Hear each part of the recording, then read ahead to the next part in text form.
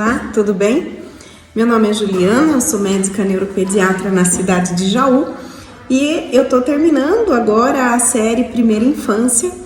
E a semana passada a gente falou sobre marcos do desenvolvimento, o que é esperado para cada faixa etária, e tinha ficado de fazer o vídeo hoje falando a respeito das terapias.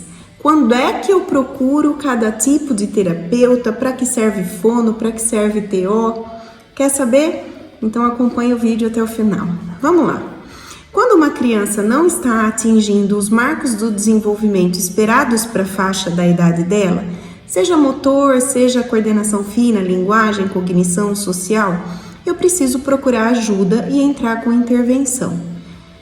A intervenção não deve ficar esperando, não vai fazer mal fazer terapia se for um atraso por falta de estímulo. Vai ser necessário e vai ajudar a fazer aquela estimulação que deixou de ser feita muitas vezes pela situação da sociedade atual, que a gente já conversou em vários vídeos, de os pais estarem trabalhando ou a avó que cuida e as crianças muitas vezes ficarem por conta dos eletrônicos, não é? Então, a criança tem um tempo certo para fazer cada coisa, do andar, do falar, do escrever, do brincar, do saber comer sozinha. E a gente tem que estar atento a esses marcos, que é o que eu falo no vídeo anterior. Mas e se ele não está atingindo, o que é que eu faço? Primeira coisa, minha gente, criança precisa ir ao pediatra de forma regular para fazer puericultura. O que é puericultura? São as consultas de rotina no pediatra, para que ele acompanhe crescimento, ganho de peso, oriente sobre a alimentação, sobre o desenvolvimento tanto do aspecto neurológico quanto depois da maturação da puberdade, do desenvolvimento próprio de cada faixa etária. Pergunte sobre as questões escolares, pergunte sobre tudo o que envolve a vida da criança para te passar orientações adequadas para cada faixa etária. Então, o pediatra é o primeiro a ser visitado. Por quê? Porque algumas condições de saúde podem atrapalhar o desenvolvimento da criança, como eu já disse também em outros vídeos. Questões de anemia, de hipotiroidismo, doenças crônicas, doenças alimentares, tá bom? O pediatra, não achando a causa desse atraso de forma clínica, não é um problema clínico que está causando esse atraso, então ele vai encaminhar para o neuropediatra investigar especificamente qual é o problema e já deve encaminhar para as terapias. E aí, quem eu vou, não é? Para que serve cada terapeuta? Então, nós temos, na área motora, nós trabalhamos com fisioterapia, terapia ocupacional e psicomotricista, tá bom? O que o fisioterapeuta faz? O fisioterapeuta trabalha a questão motora, tanto muscular, ortopédica como neurológica. Então, ele ajuda no desenvolvimento do sentar, do andar, do rolar, do dar passos, o controle de tronco, de tônus, de marcha.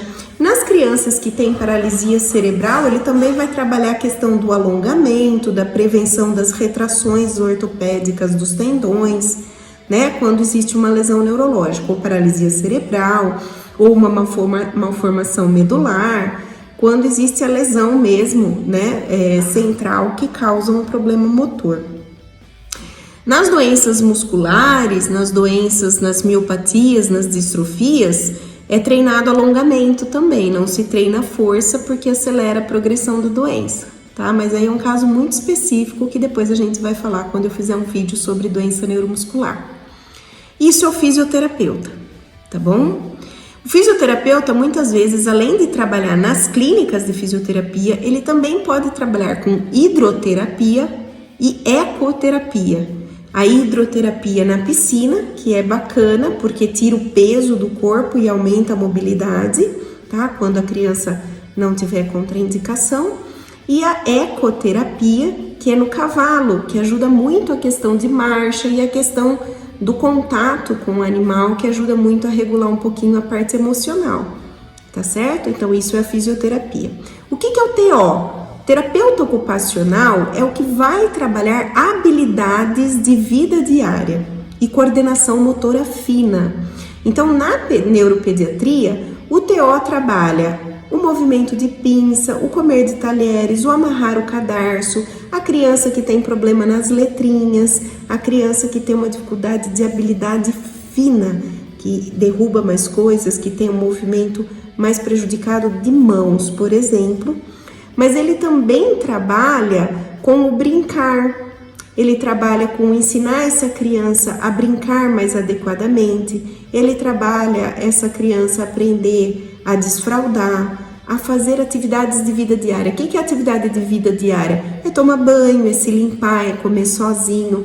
E se a criança tem uma dificuldade motora, ele pode inclusive adaptar materiais, seja carteira escolar, seja a cadeira de rodas, seja uso de órteses e próteses, que o TO muitas vezes vai avaliar, inclusive a adequação da cadeira de roda, de talheres, para que dentro da dificuldade dele ele consiga realizar mais coisas sozinho, de forma autônoma.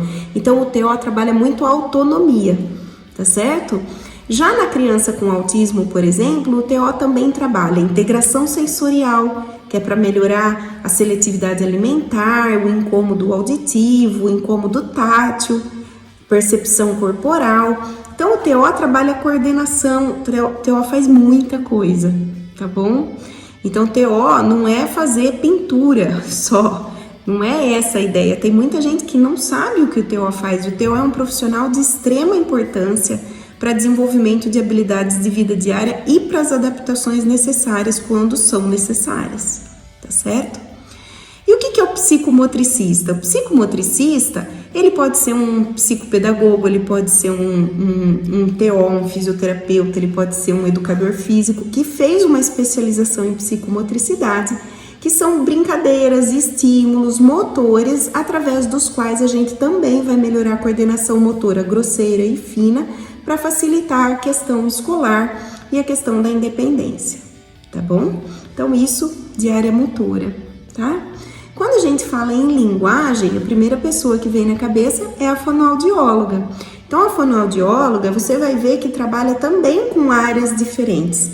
Então dentro da fonoaudiologia, você tem profissionais que trabalham com surdez, colocação de aparelhos auditivos, exames de audiometria, bera, o teste da orelhinha.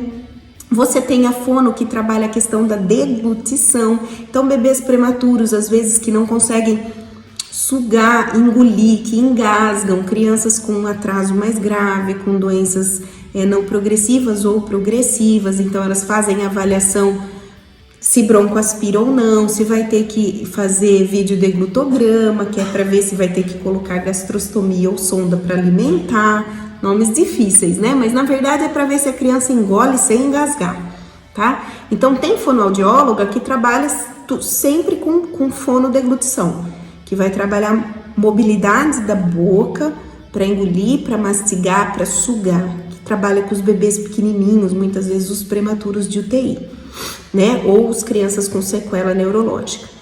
E tem a fonoaudióloga que trabalha com fala, com desenvolvimento de linguagem. E também tem a fonoaudióloga que trabalha com audição, alteração de processamento auditivo. E também com a questão de leitura e escrita, que são as fonoaudiólogas que trabalham com dislexia, com avaliação para dislexia. Então, nem toda fonoaudióloga faz tudo. Geralmente elas têm especializações, assim como os fisioterapeutas, como os terapeutas ocupacionais. E é importante procurar um profissional que tenha especialização na infância, na metodologia que você está precisando, certo? Então tem a fono, né? E aí vem na questão de comportamento e aprendizagem, nós temos a psicóloga, a psicopedagoga, a neuropsicóloga e a neuropsicopedagoga. O que a pedagoga faz? A pedagoga é a professora que vai ensinar a alfabetizar, quer dizer, que vai ensinar matemática, que é a professora, não é? Quando uma criança tem um problema de aprendizagem, aí ela requer uma psicopedagoga, que é uma especialização da pedagogia ou da psicologia, em que ela ensina a criança com um transtorno de aprendizagem de uma maneira diferente do que a escola ensina. Então, ela é especializada em crianças com dificuldades escolares, com um ensino inclusivo, que vai trabalhar com dislexia, com déficit de atenção, com descalculia, com os transtornos mistos, vai trabalhar com a criança com deficiência intelectual, não é? E se for autismo, aí é a neuropsicopedagoga, que é uma psicopedagoga que fez mais uma especialização em autismo, que é a neuropsicopedagoga, tá bom? A outra profissional é a psicóloga. A psicóloga trabalha as questões emocionais da criança. Então, comportamento, os sentimentos, as dificuldades, as tristezas, as irritabilidades, não é? E a psicóloga, no caso, por exemplo, da criança que está em desenvolvimento e que tem um atraso, também ela treina a habilidade social, o brincar, o interagir, o falar sobre sentimentos, o comportamento, a mediação das birras, tudo isso. Inclusive, a psicóloga tem uma grande importância na orientação aos pais, que a gente chama de orientação parental. Já a neuropsicóloga, o que ela faz? Ela faz avaliação da criança. Ela avalia tanto as questões emocionais quanto cognitivas da criança, para ver se tem deficiência intelectual, para ver se tem autismo, para ver se tem déficit de atenção. Então, ela faz parte do grupo que tem de profissionais para um diagnóstico correto, seja de atraso do desenvolvimento ou dificuldade escolar, ou autismo, não é? Ou mesmo as questões emocionais que ela pode perceber nos testes que ela aplica. Então, esses são os profissionais que mais comumente trabalham na infância, tá? Que tem a sua formação específica, que tem um conselho registrado, que são profissões reconhecidas pelo conselho, né, do seu país, seja o Conselho Federal de Medicina, de Fisioterapia, o CREFITO, né, que é Fisioterapia e Terapia Ocupacional, né, o da Fono, o da Pedagogia, o da Psicopedagogia. Tem conselho, que são os órgãos reguladores de cada área. E é importante que o profissional esteja habilitado para trabalhar com aquilo que ele se propõe a trabalhar. Agora, por exemplo, que está muito em alta o ABA, por causa do aumento muito grande de TEA, que é o transtorno do espectro autista, e aí a ABA funciona super, né, com TEA, tem muita gente aplicando TEA sem ser exatamente graduado para isso. Então, vamos procurar profissionais que trabalham com aquilo, que têm experiência, né? E para as pessoas que têm acesso a esses profissionais de forma particular ou de convênio, ótimo. Se não tiver acesso, graças a Deus a gente tem a Paz, tem escolas de autista por aí, escolas especiais para inclusão, e tem, geralmente, a maioria das prefeituras tem que ter um órgão de apoio ao sistema de inclusão escolar. Então, seria para todo mundo ter acesso a psico, fono e TO. Infelizmente, nós não temos tudo isso. Mas se a gente for comparar com outros países, até que a gente está caminhando de uma forma bacana, né? É mais ou menos isso. Se vocês tiverem dúvida de quando procurar um profissional, comecem pelo pediatra e em segundo pelo neuropediatra, que a gente avalia tudo que tiver de saúde para tratar. A gente trata e o resto para terapias a gente vai saber para quem encaminhar, por quanto tempo e também as reavaliações dessa criança para ver se está indo tudo bem. E, claro, passar essas orientações para a família. Espero que tenham gostado, que seja fácil de entender. Qualquer dúvida pode mandar sua mensagem no vídeo, tá bom? Deus abençoe.